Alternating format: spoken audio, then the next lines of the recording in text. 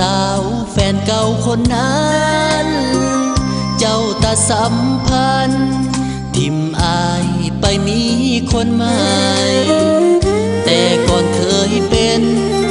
คนฮักอยู่ในหัวใจเคยสัญญากันไว้ลืมอายได้แค่น้องแก้วตาน้องและอาย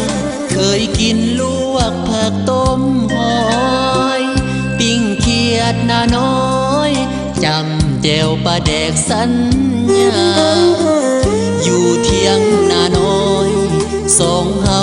ค่อยๆสบตาน้องบอกหักอายเท่าฟ้าแต่มือนี่นะไปแล้วบอกคือถ้วยปลาแดกกลายเป็นอดีตแต่อายยังคิดอดีตนั้นยังบ่ลืมถ้าหากมือใดเขาเฮ็ดให้น้ำตาซึมสาวเจ้าอย่าลืมว่าอายคนนี้ยังคอยลืมอายแล้วบ่ผู้สาวคนที่เคยหักบ่ต้องคิดหนักคืนมาซะเด้อเนื้อก้อยมาเป็นคือเขาหักเขาบ่ให้เงาหงอยป่าแดงถ้วยน้อยยังคอยน้องมาจำกิน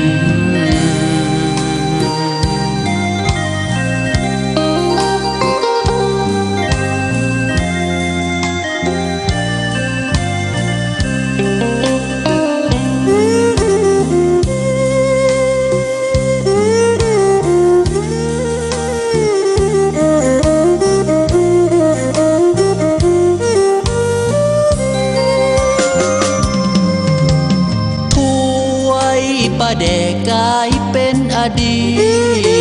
ตแต่อายยังคิดอดีตนั้นยังบ่ลืมถ้าหากมือใดเขาเฮ็ดให้น้ำตาซึม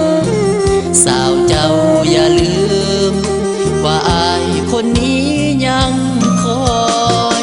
ลืมอายแล้วบ่ผู้สาวคนที่เคยหักบ่ต้องคิดหนักคืนมาซะเด้อเนื้อก้อยมาเป็นคือเขาหักเขาบ่ให้เงาหงอยป่าแดงถ้วยน้อยยังคอยน้อง